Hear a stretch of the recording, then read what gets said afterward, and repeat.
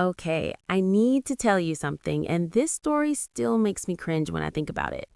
A few years ago, I had a student. Let's call her Sofia. She was brilliant, hardworking, and determined to get a job at an international company. She studied for months, prepared her resume, and practiced her interview answers every single night. And the big day finally came. She walked into that interview room, sat down across from two managers, and one of them smiled and said, "So, Sophia, would you rather work in the morning shift or the evening shift?" And Sophia looked that manager right in the eye and said, "I would neither work in the morning." The room went completely silent.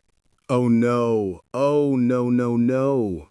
The manager blinked, he looked at his colleague looked at him, and Sophia could feel that something had gone terribly wrong, but she didn't know what. She had studied so hard, but in that one sentence, three little words got confused in her head: either, neither, and rather, and the whole meaning collapsed. She wanted to say, "I would rather work in the morning," but instead, she said something that made absolutely no grammatical sense. Sophia did not get that job. That is genuinely heartbreaking. And I'll tell you something, that story is not unique. I have heard versions of that story from students in Brazil, in Japan, in Egypt, in Nigeria, in India.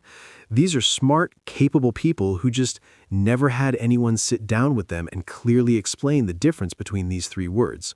And that, my friends, is exactly why we are here today. Stay with us because by the end of this episode, you are going to understand either, neither, and rather so deeply that you will never mix them up again. Not in a job interview, not in a business email, not anywhere. We're going to break these words down completely, quiz you along the way, and do a live role play so you can hear how these words sound in natural English. Do not go anywhere.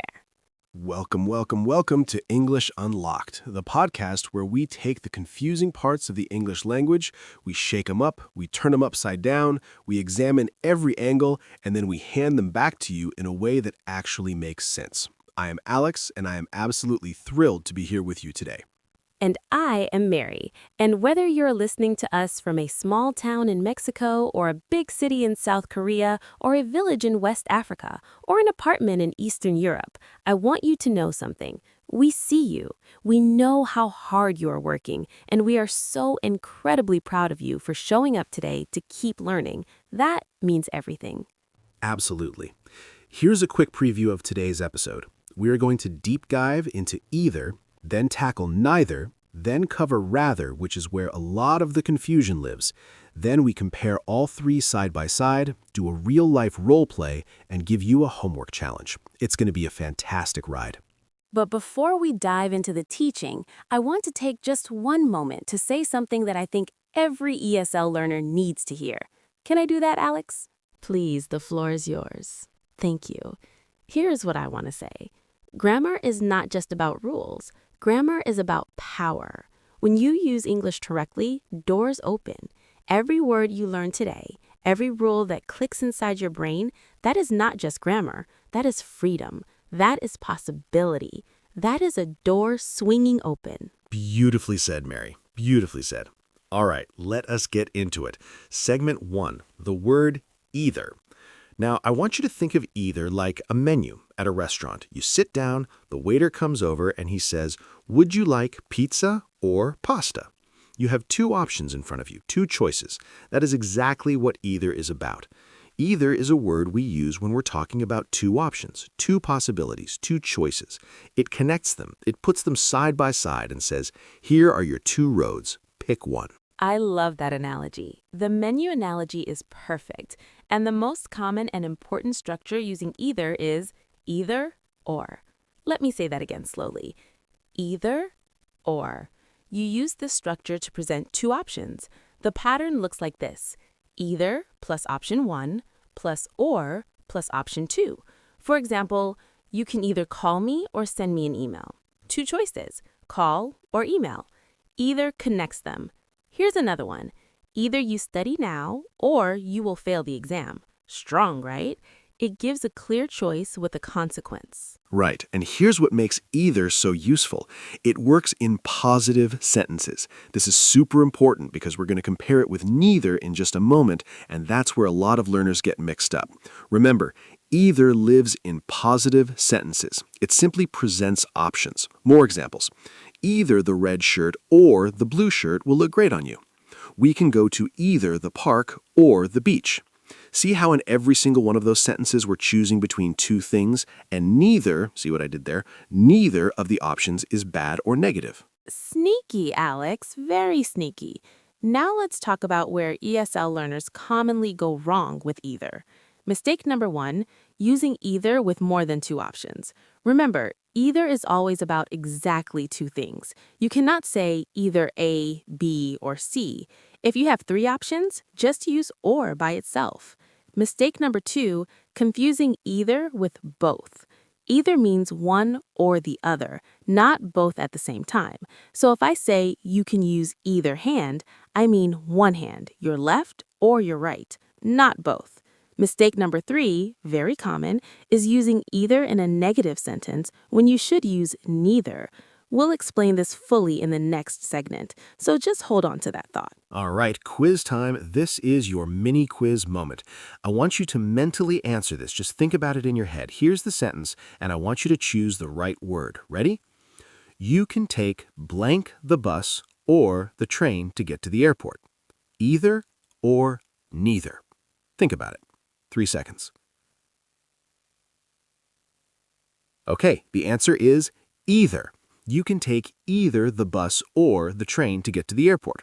We're presenting two positive options. Perfect use of either. How did you do? All right, and that's the thing. Once a word clicks, you start using it naturally. You don't even think about it anymore. It just comes out. Shall we move on to neither? Let us do it. Segment 2, neither. Okay, so if either is the friend who says you have two great options, pick one, then neither is the friend who comes in and says, actually, I do not want either of those options. I reject both. That is the spirit of neither. It is negative. It means not one and not the other. It is a total rejection of both options at the same time. I love that framing. Neither is the person at the restaurant who says, I do not want the pizza and I do not want the pasta. I want something else entirely. The structure for neither is neither nor. Just like either or, this connects two things, but this time it negates both of them. For example, neither the pizza nor the pasta looks good to me tonight. Here's another one. Neither my brother nor my sister speaks Japanese. That means my brother does not speak Japanese and my sister does not speak Japanese. Neither one of them does. Exactly. And here's one more. Neither the manager nor the employees were happy with the decision. Both the manager and the employees were unhappy. The neither nor structure covers both of them at the same time in one clean sentence. Now, here's an important grammar rule about neither nor. The verb should agree with the noun closest to it. So, neither the students nor the teacher is ready. Is agrees with teacher, but neither the teacher nor the students are ready. Are agrees with students. Does that make sense? That's a really advanced tip, and honestly, most beginner and intermediate learners don't even know that rule exists. So if you just learned that right now, congratulations, you're already ahead of the curve. Now, let me talk about some really common mistakes ESL learners make with neither. Mistake number 1, and this is a big one, is using neither with not. You never do this. You cannot say neither is not correct. That creates a double negative, and it means the opposite of what you want to say. Neither already contains the negativity. It does the job all by itself. Yes, this is such a common mistake. I hear students say things like, neither of them is not coming. No. It should be neither of them is coming. The neither already tells us it's negative. You don't need the not. Mistake number 2 is using neither when you actually mean both. Neither means not one and not the other. Both means the two together. So if you like both coffee and tea, you do not say neither, you say both. And mistake number 3 is using nor without neither. They're a team. They belong together. Okay, quiz time again. Here's your second mini quiz. Fill in the blank. Blank the coffee nor the tea tasted good this morning. What goes in the blank? Is it either or neither? Think for a moment. And the answer is neither. Neither the coffee nor the tea tasted good. Both drinks were bad. We're rejecting both. Neither nor. Perfect structure. Give yourself a point. Okay, I have to tell you a funny story about neither. I had a student, a serious businessman learning English for his company. Let's call him Mr. Kim. One day, in a meeting with international partners, they offered him 2 contract options. He wanted to say, neither option is acceptable to me, but instead he stood up very dramatically and announced, I am neither. The entire room went silent. Everyone stared at him, and poor Mr. Kim had absolutely no idea why. I am neither. Oh my goodness, that is brilliant. Tragic, but hilarious. And the reason it happened is understandable. Neither can stand alone in some responses. If someone says, I do not like it, and you agree, you can say, neither do I. Mr. Kim had learned that standalone use, but applied it in completely the wrong context. This is why context is everything in grammar. The same word can work in one situation and fail completely in another. That is so true. And speaking of neither do I, that is actually a really useful conversational phrase. When someone says something negative and you want to show agreement, you say, neither do I, or neither am I, or neither have I. For example, if someone says, I have never been to Paris, you respond, neither have I. Native speakers use it all the time. It's the negative version of so do I, or me too. Practice that one and you will sound incredibly fluent. Absolutely love it. All right, are we ready for segment 3? This is the word that confused poor Sofia in that job interview. We are talking about rather. Here's what most textbooks never tell you. Rather is not in the same family as either or neither at all. It's a completely different type of word with completely different jobs. Either and neither are about choices between 2 things. Rather is about preference and degree. It's a different animal entirely. This is so important. Let me break down the main ways we use rather. Use number 1, and this is the most common, is would rather. This phrase expresses a preference. It means I prefer this. The structure is subject plus would rather plus the base verb. For example, I would rather stay home tonight. I prefer to stay home. She would rather drink green tea than coffee. They would rather take the train than drive through traffic. In all of these, would rather expresses what someone prefers, what they want more. Now, do you notice something in that last example? She would rather drink green tea than coffee. There's a than in there. That's the second use of rather. The phrase rather than means instead of. Structure rather than plus a noun or a gerund. For example, rather than taking a taxi, let us walk. Another one, she chose to speak up rather than stay silent. And a work example, rather than sending a long email, he called them directly. Clean, direct, professional. I love that. And there's a third use of rather that's completely different from the first 2. This time, rather works as an adverb, a word that modifies adjectives or other adverbs. It means quite or fairly or somewhat. It's a degree word. Here are some examples. The exam was rather difficult. That means the exam was quite difficult, not impossible, but more than average. She speaks rather quickly, meaning she speaks quite right. And this third use is exactly why rather is its own unique word. Either and neither cannot do this job. You would never say it is either cold outside to mean quite cold. That makes no sense. Rather has this special power to express degree. It softens strong adjectives or strengthens mild ones. If something is rather good, it is more than just good. It has a positive emphasis. It is a delicate, powerful little word when used correctly. Now, let me talk about the most common mistakes ESL learners make with rather. Mistake number 1, and this is exactly what happened to Sofia, is using neither or either when they meant would rather. Remember Sofia? She said, I would neither work in the morning instead of I would rather work in the morning. These words sound a little similar, and they both involve choosing, so the brain mixes them up under pressure. But now you know, would rather is for preference. Either and neither are about two separate options, completely different tools. Mistake number 2 with rather is forgetting to use the base form of the verb after would rather. Learners sometimes say, I would rather to go, or I would rather going. Both are wrong.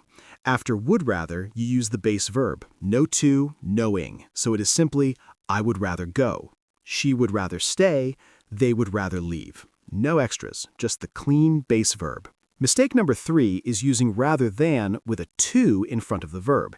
You do not say rather than to walk, she ran.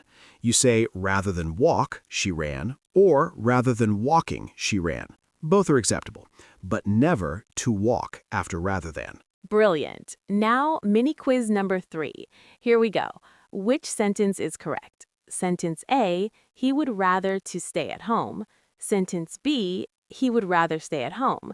Think about it. And the answer is sentence B. He would rather stay at home. No to, just the base verb. Did you get it? I hope you did. And even if it took you a second, that small moment of thinking is exactly how grammar gets locked into your memory. You're doing beautifully. Okay, we have now covered all 3 words individually. It's time for the comparison breakdown, the fun part where we put all 3 side by side and really see what makes each one unique. Think of it like a lineup. 3 suspects. Which one do you need for your sentence? Let's find out. Perfect. Let's use a real situation to compare them. Imagine someone asks you, do you want tea or coffee? Now watch how each word responds differently. If you say, either tea or coffee, it's fine with me. That means both options work. You're happy with either one. Positive, open. If you say, neither tea nor coffee, thank you, I would like water, you reject both options. Negative. And if you say, I would rather have tea, thank you, you have a preference. You like tea more. Same question, completely different meanings depending on which word you use. That is such a perfect comparison. Either. Both are okay with me. Neither. I refuse both. Rather. I have a preference. Let me give you one more comparison using a work scenario. Your boss asks, can you work Saturday or Sunday? Response 1. I can work either Saturday or Sunday. Both days are possible. Response 2. I can work neither Saturday nor Sunday. I have family plans. You are saying no to both. Response 3. I would rather work Saturday than Sunday, if that is all right. You are not saying no, you're expressing a preference. These comparisons are gold. If you need to write these down, please do. Pause the podcast right now and write either, 2 options, both acceptable. Neither, 2 options, both rejected. Rather, expressing a preference between options. That simple chart will save you from so many mistakes. I want to tattoo that on my arm. Is that too much? Just a tiny bit too much, Mary. Although honestly, I respect the commitment. All right, now for the most exciting part of the episode, the real-world role play. We are going to have a natural conversation where we use all 3 words, either, neither, and rather, just the way real people use them in everyday life. Mary and I are going to play 2 friends who are trying to decide what to do for dinner. Listen carefully and pay attention to how each word is used. Okay, I'm in. Let us do this. So, hey Alex, are you free tonight? I was thinking we could grab dinner. There's that new Italian place downtown, or we could try the Thai restaurant on 5th Street. Oh yeah, either place sounds great to me, honestly. I love Italian and I love Thai. You choose. I'm easy. Okay, well, I would rather go to the Italian place actually. I've been craving pasta all week. Italian it is. Oh, but wait, should we drive or take the subway? I would rather take the subway rather than drive. Parking downtown on Friday nights is a nightmare. Good call. Oh, and should we invite Tom and Priya? I like both of them, but honestly, neither Tom nor Priya replied to my last 3 messages. I think they're busy this week. Let's just go, just the 2 of us. Fair enough. All right, let's meet at the subway station at 7. And now, stepping out of the role play, did you hear it? Either place sounds great to me, presenting 2 options, both acceptable. I would rather go to the Italian place, expressing a preference, rather than drive, choosing one action over another. Neither Tom nor Priya replied, rejecting both in the negative sense. 3 different words, 3 different jobs, all in one natural conversation. That is exactly how these words live in real English, not in isolated textbook sentences, not in drills, but in real conversations between real people making real decisions. And now you have heard them. You have felt them. They are part of your English vocabulary now. Own them, use them, and they will become as natural as breathing. All right, before we get to our emotional close, and trust me, you are going to want to stay for that, let us talk about your homework challenge. Because we do not believe in passive learning here on English Unlocked. We believe that you learn by doing. So here's your challenge for this week.